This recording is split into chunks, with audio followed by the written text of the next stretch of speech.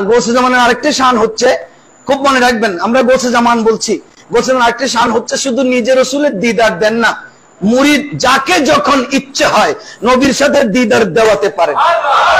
কেন নূর মোহাম্মদ আল কাদেরীকে তৈয়ব শাহ হুজুর কেবলা দেন নাই মদিনা শরীফে? তৈয়ব শাহ হুজুর কেবলার সাথে সফর করেছেন বর্তমান হুজুরের সাথে। নূর মোহাম্মদ আল কাদেরী রাহমাতুল্লাহ বলেছিলাম যে শরীয়ত এবং তরিকত সমান্তরালে চলছে। আপনারা যারা খানাকে এসেছেন ভাগ্যবান, আমরা যারা জামিয়া গিয়েছি আমরাও ভাগ্যবান, কেউ কারোতেই কম নয়। আমি মৌলানা বলে দাঁড়া করিয়ে দিয়েছেন, ভিতরে ভিতরে আমি কিন্তু মকবুলিয়ত পাইনি, আপনি ওলি হয়ে গেছেন। নূর মোহাম্মদ আল কাদেরী কোন জামিয়াতে পড়েছেন? উনি কোন আজহারে পড়েছেন? কোন ঢাকা আলিয়া মাদ্রাসায় পড়েছেন? ব্যবসায়ী ছিলেন, পড়েন নাই। সাধারণকে অসাধারণ যিনি বানিয়ে দিয়েছেন উনি হচ্ছেন গৌসে জামান। গৌসে জামান এরকম বানাতে পারেন বলে উনি গৌসে, যিনি পারেন না উনি ভণ্ড। ভণ্ডের সাথে আমাদের কোনো সম্পর্ক নাই। এজন্য যখন মদিনা শরীফ গেলেন, নূর মোহাম্মদ আল কাদেরী রাহমাতুল্লাহ ইশার নামাজ পড়ে রওজা জিয়ারত করে রুমে আসলেন। হুজুর কেবলা বিল্ডিং এর 3 তলায়, নূর মোহাম্মদ আল কাদেরী নিচতলায়। কারণ সেপারেশন রুমে গৌসে জামানের সাথে কাউকে রাখবেন না, কারণ গৌসে জামানের সাথে ডাইরেক্ট মদিনাওয়ালার কানেকশন সশরীরে, এগুলো মুরিদানরা বরদাস্ত করতে পারবেন না। কারণ এটা নূর মোহাম্মদ আল কাদেরীও পারবেন না, সে পর্যায়ে যান নাই। এজন্য ইনি নিচে রইলেন। নিচে হঠাৎ করে আবেগপ্রবণ হয়ে গেলেন, বললেন মদিনা শরীফ এসেছি।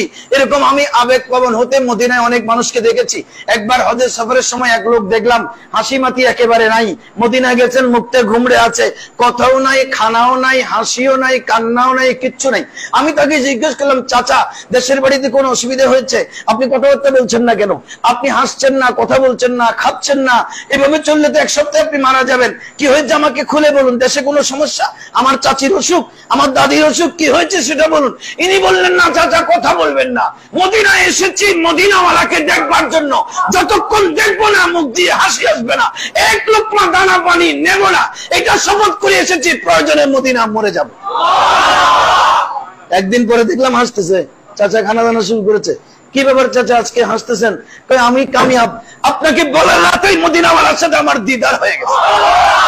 এখন শুধু হাসবো আর গাইবো যে মদিনাওয়ালার শানের কথা বলবো, কারণ আমি এসেছি মদিনাওয়ালাকে দেখবার জন্য মদিনাওয়ালার বাড়িতে। নূর মোহাম্মদ আল কাদেরী আবেগপ্রবণ হয়ে কেঁদে দিলেন, নিজে নিজে কাঁদতেছেন। এগুলো ইনার বয়ান লিখনিতে এসেছে। কেঁদে দিলেন, বললেন, ইয়া রাসূলুল্লাহ সাল্লাল্লাহু আলাইহি ওয়াসাল্লাম, যে আপনার দরবারে এসেছি নবী বংশের 40তম আওলাদে পাককে নিয়ে। এর আগেও এসেছি, আপনাকে দেখি নাই, আফসোস নাই, কারণ আমি গুনাহগারকে আপনি কেন দেখা দেবেন? হাজারো আমার হযরতের মতো, আমার মতো হাজারো কুত্তা মদিনা শরীফে ঘুরতেছে, কার খবর মদিনাওয়ালা নেই? আমি গুনাহগার, নূর মোহাম্মদ আল কাদেরী তো গুনাহগার। তবে এবার আপনার কাছে আবদার, আমি এসেছি গৌসে জামানের সাথে। কাদেরী কাঁদতে কাঁদতে আবেগপ্রবণ হয়ে শুয়ে পড়লেন। রাত 2 বাজে, তখন তাহাজ্জুদের সময়।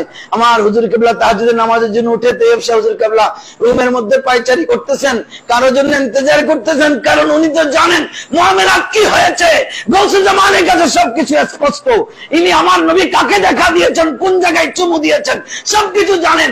এদিকে নূর মোহাম্মদ আল কাদেরী পাগল পারা হয়ে গেলেন, কারণ এই খোঁজখবরই তো জানাতে হবে, যার উসিলায় খোঁজখবরই মিলেছে, ওনাকে সবার আগে জানাতে হবে। ওযু কলম করে 3 তলায় উঠে দরজার কড়া নাড়তে হুজুর কেবলা দরজা খুলে দিলেন। খুলে দেওয়ার পর আর দেরি করে নাই, আমার হুজুর কেবলা মদিনাওয়ালা কপালের যে জায়গায় চুমু দিয়েছেন, হুজুর কেবলা আগে সে জায়গায় চুমু দিয়ে দিয়েছেন। বললেন, তুমি নূর মোহাম্মদ আল কাদেরী ভাগ্যবান, তোমার যে জায়গায় নবী চুমু দিয়েছে আমি চুমু দিয়ে দিলাম। তুমি আজ সাধারণ না, আজ থেকে তুমি নূর মোহাম্মদ আল কাদেরী হয়ে গেছো, আর তুমি চট্টগ্রামের জমিনে অসাধারণ হয়ে গেছো। আজকে সাধারণ মানুষ অসাধারণ হলেন গৌসে জামানের মহান সোহবতে। তখন হুজুর কেবলা ওখানে চুমু দিয়ে প্রমাণ করে দিলেন, আর বলতে হবে না কি মুআমালাত হয়েছে, আমি জানি, আমি দেখেছি, আমি তো মুআমালাত করার ব্যবস্থা করে দিয়েছি। গৌসে জামান হচ্ছে উনি যিনি মুরিদানকে রাসূলের সাথে সরাসরি দিদার দেওয়াতে পারেন। জোরে বলুন।